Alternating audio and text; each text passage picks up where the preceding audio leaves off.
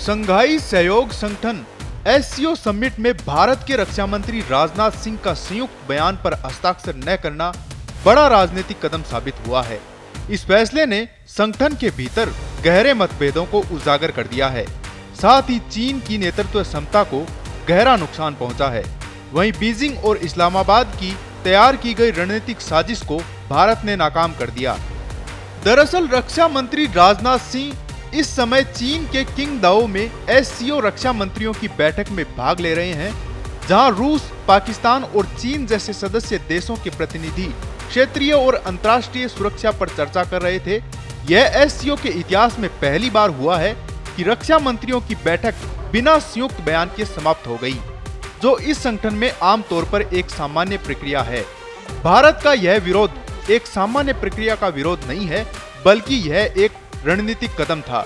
राजनाथ सिंह ने संयुक्त बयान पर हस्ताक्षर नहीं किए क्योंकि उसमें पुलवामा जैसे आतंकवादी हमलों का उल्लेख नहीं किया गया, जबकि उसी बयान में भारत पर हस्तक्षेप का आरोप लगाते हुए पाकिस्तान की मदद से बलोचिस्तान का उल्लेख किया गया था।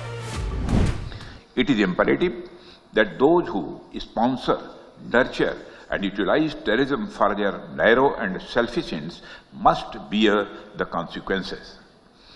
Some countries use cross-border terrorism as an instrument of policy and provide shelter to terrorists. There should be no place for such double standards. SCO should not hesitate to criticize such nations.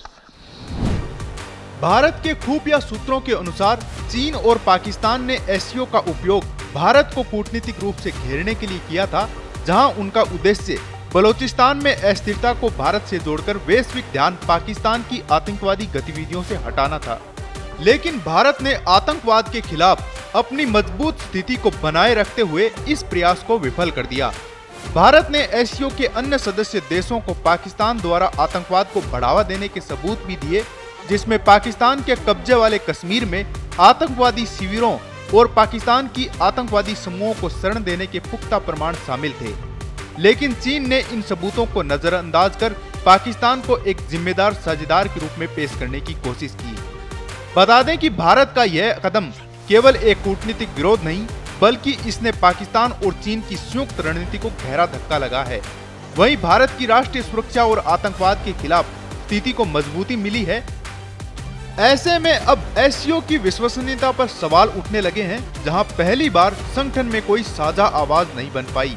इस फैसले से यह स्पष्ट हो गया है कि भारत आतंकवाद के सफाये में किसी भी प्रकार का समझौता बर्दाश्त नहीं करेगा, चाहे वह कोई भी बहुपक्षीय मंच पर हो या अंतर्राष्ट्रीय कूटनीति में। ताजा अपडेट के लिए बने रहें पत्रिका के साथ। नमस्कार।